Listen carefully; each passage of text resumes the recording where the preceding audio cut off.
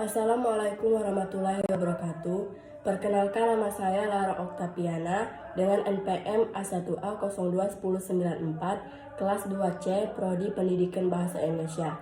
Di sini saya akan mengerjakan tugas keterampilan berbicara. Tugasnya yaitu bercerita. Cerita saya berjudul Smarleldo, yang artinya kejujuran yang tidak bisa diungkapkan. Mengartikan konflik kedua tokoh yang memiliki kejujuran yang tidak bisa diungkapkan. Simak terus ceritanya ya. Smeraldo. Malam ini datang bersama bintang membungkus lautan. Tidak seperti biasanya yang datang bersama megah mendung hitam berteman angin kencang dan ombak yang menggiring seperti ego. Kali ini malam begitu cerah dan cantik. Meskipun begitu, Kapten Erland tetap berjaga penuh kemudi. Berjaga jika suatu waktu keadaan tiba-tiba memburuk seperti kemarin. Bagaimana Helena Daeng? Apakah ia sudah membaik? Tanya Kapten Erland dengan Daeng Sandrapati. Ia masih seperti itu, Kapten.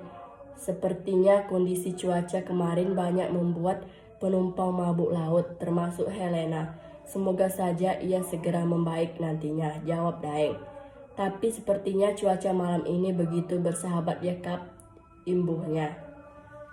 Ya begitulah laut, Daeng. Laut terkadang sulit ditebak. Malam kemarin terlihat menyeramkan, namun hari ini terlihat menghangatkan. Ia bisa saja berubah menjadi tenang dan mengamuk sesukanya. Hahaha. Kapten dan Daeng pun tertawa bersama. Mengapa Anda begitu mencintai laut jika Anda tahu laut sulit ditebak dan terkadang bisa berubah sesuka hatinya? Tanya Daeng penasaran. Kapten Erland terdiam sambil mengingat kejadian 12 tahun lalu. 12 tahun sebelumnya. Erland, apakah kau begitu mencintaiku? Kau tahu kita tidak akan mungkin bersama, bukan? Aku tidak ingin kau bertengkar dengan orang tuamu demi memilih bersamaku. Tanya Aleka pada Erland, tapi yang ditanya masih diam tidak bergeming. Andai kau tahu, aku lebih memilih untuk tidak bersamamu daripada harus melihatmu bertengkar dengan orang tuamu dan dijauhi keluargamu. Bukankah mencintai tidak harus memiliki? Kau lihat bulan dan bintang di sana. Bukankah mereka tetap indah meski saling berjauhan? Sambung Aleka. Erland menatap bulan dan bintang sekejap, lalu menjawab, apakah kau melihat karang di sana? Ia tetap tegar walaupun diterjang ombak berulang kali. Karena ia tahu ia selalu mencintai lautan, begitu juga dengan ombaknya. Apakah kau tidak menyadari bahwa karang dan ombak hanya saling mengamati dan menyapa sesekali? Mereka tidak selalu bersama, bukan? Karang dan ombak tidak seperti ombak dan lautan yang selalu beriringan. Di mana ada lautan pasti ada ombak di sana. Mereka lantas saling terdiam. Aku tahu ini bukan hal yang kita inginkan, tapi aku tidak ingin mempersulitmu. Aku rasa kita cukup sampai di sini saja, Erland. Kau bisa melanjutkan pendidikan pelayaranmu. Kau bisa bersanding dengan wanita yang pantas denganmu, sesuai dengan keinginan keluargamu. Tidak akan baik jika semuanya dipaksakan. Jadilah Popoye seperti yang selalu engkau impikan. Aku menantimu menjadi nahkodahku nanti, ucap Aleka dan berlalu setelahnya. Erland masih tak bergeming. Ia menatap kosong pada ombak yang terus-menerus menghantam karang. Ia ingin marah tapi tidak mampu. Ia begitu mencintai Aleka. Bertahun-tahun ia mencoba untuk mendapatkan restu dari orang tua Aleka dan orang tuanya. Ketika restu orang tua Aleka sudah ia kantongi, ternyata restu orang tuanya lah yang tidak bisa didapatkan. Sudah hampir 5 tahun, namun tak kunjung memperoleh restu orang tuanya. Yang tak ada batas benteng, namun yang ada batas benteng tinggi yang dibuat orang tuanya untuk Erlen dan Aleka terlihat semakin jelas dan nyata. Ia mungkin masih mampu untuk memperjuangkan restu, tapi apa bisa ia lakukan jika sosok yang ia cintai memilih menyerah? Saat ini mungkin ia sudah memiliki anak sebesar Helena. Daeng, mungkin dia bisa hidup bahagia, ucap Erlen. Dahi Daeng berkerut, apakah engkau pernah mencari tahu kabar keberadaan anak muda atau itu hanya di pikiranmu saja? Yang ditanya hanya tersenyum getir. Daeng pun hanya bisa tersenyum lalu menepuk halus pundak Kapten Erlen. Jikalau Tuhan menakdirkan kalian berjodoh, kalian akan kembali bertemu. Jikalau tidak, Tuhan pasti sudah menyiapkan jodoh terbaik untukmu, ucap Daeng kemudian berlalu meninggalkan Kapten Erlen. Sepeninggalan Daeng, Erlen hanya tersenyum getir sembari mengingat betapa ia sangat bahagia dengan Aleka, betapa ia sangat ingin menceritakan bagaimana perjalanannya hingga saat ini.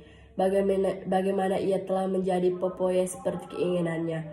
Terlebih, Erlen ingin menceritakan betapa sulitnya ia ketika Aleka pergi meninggalkannya. Begitupun orang tuanya yang memilih untuk kembali ke Sang Pencipta lebih dahulu. Tanpa sadar air mata mengalir di pelupuk mata Erlen.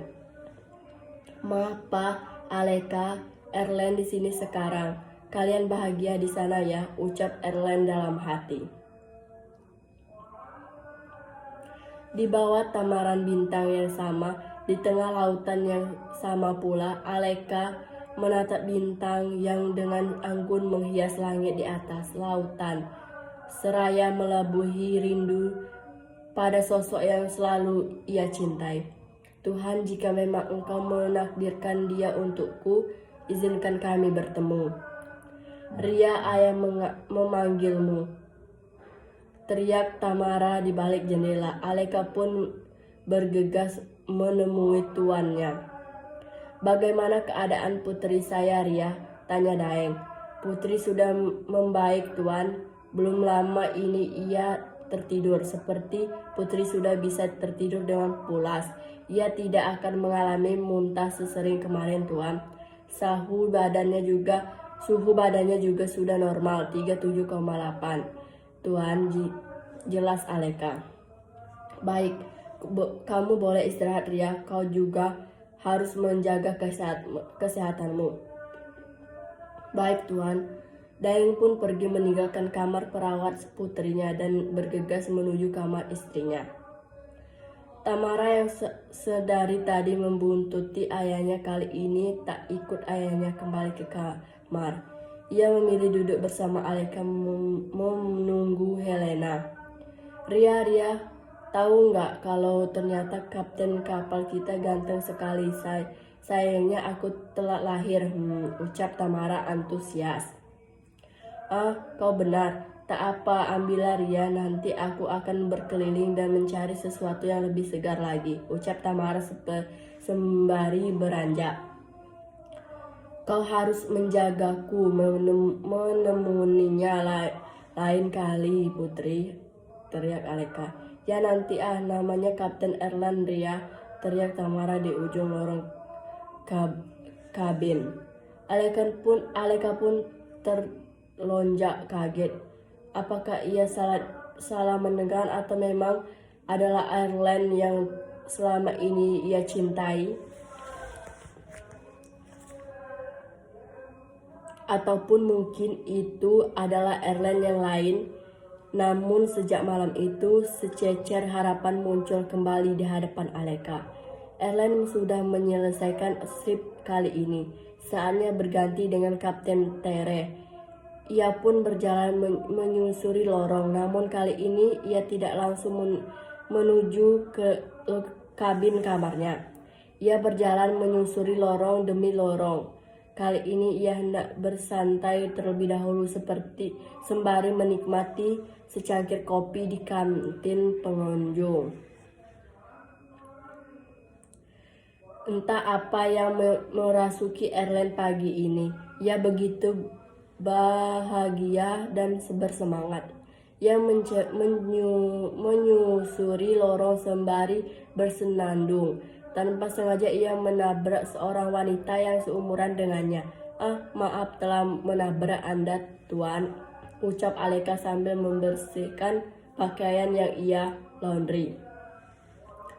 Ya, tak apa, maaf juga, sepertinya saya juga tidak memperhatikan jalan tadinya, balas Erlen sembari membantu mengumpulkan pakaian wanita tersebut. Setelah mereka selesai mengumpulkan pakaian dan berdiri, keduanya langsung mematung persekian detik saling memperhatikan. Apakah kamu Aleka? Tanya Erlen penasaran. Ya Erlen, aku Aleka, Alekandria, jawab Aleka terbata-bata. Ia tidak menyangka jika doa kali ini dijabah secepat kilat. Bolehkah kita berbicara sebentar, Aleka? Sudah lama kita tidak berjumpa, ajak Erlen. Baiklah, tetapi setelah aku mengantar pakaian ini ke ruang laundry ya, balas Aleka. Oke, kutunggu di kafeteria, Dek. Bawa ya, ucap Erlen bersemangat. Energinya seperti tersengat listrik ribuan volt. Ia kembali bersenandung sambil berlari-lari kecil menuju kafeteria dek bawah. Ia tak bisa memikirkan bagaimana semesta hari ini begitu baik padanya. Setelah 12 tahun, ia hanya mampu berbicara dan berkiranya sendiri. Hari ini ia dapat berbicara langsung dengan sosok yang selama ini di pikirannya. Begitupun dengan Aleka. Sejak pertemuan tadi ia terus mengembangkan senyum ke penjuru ruangan. Ia teramat bahagia. Ia teramat bersyukur betapa Tuhan sangat baik padanya hingga hari ini ia dipertemukan kembali dengan sosok yang selama ini mengisi ruang hatinya. Aleka bergegas memasukkan pakaian ke dalam mesin laundry dan memberikan uang kepada pemilik laundry. Masih dengan senyum yang mengembang, ia berjalan menuju kamarnya. Ia ingin mengambil bingkisan kecil yang selalu dibawa kemanapun. Ia ingin menunjukkan bingkisan itu kembali pada pemiliknya. Ria, mau kemana kau? Seperti sangat bahagia kau pagi hari ini, teriak Tamara. Mau menemui kapten yang Putri ceritakan semalam. Hahaha. Wah, berlampau gesit rupanya kau, Ria. Hahaha. Sampai di sana, pintu kafeteria, degup jantung secara seperti sedang lomba lari. Jantungnya mulai sedingin es dan entah mengapa kakinya mendadak mematung dan mau diajak kompromi. Aleka terlampau gugup dengan langkah perlahan dan pipi yang merah merona meskipun tanpa perona pipi. Aleka berjalan menuju Erlen yang sedang duduk. Mereka duduk berhadapan. Sudah hampir 5 menit mereka saling pandang dan saling diam. Pelayan kafeteria pun mulai jengah. Mohon maaf, Kapten, jadi menu yang Anda inginkan untuk menjaga wanita istimewa kali ini? Tanya pelayan. Iya, yang mana saja, Andi? Yang paling enak pastinya, buatlah saja semaumu. Aku sedang bahagia hari ini, ucap Erlen. Kapten, balas pelayan sambil geleng-geleng memperhatikan dua sejoli yang seperti sedang dimabuk asmara. Aleka pun meletakkan bingkisan yang sadari tadi ia simpan. Bingkisan tersebut berisi bunga semarledo. Ia meletakkan bunga tersebut di tengah-tengah meja makan mereka.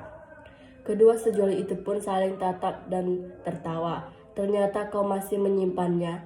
Kejujuran apa yang kali ini akan kau utarakan, wahai gadisku? Goda Erland. Aleka pun hanya tersenyum sembari mengamati bunga tersebut. Bunga penuh makna di balik hubungannya.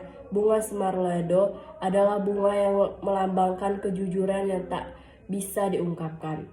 Sebagaimana Aleka tak dapat mengungkapkan kejujuran bagaimana ia sangat mencintai Erland.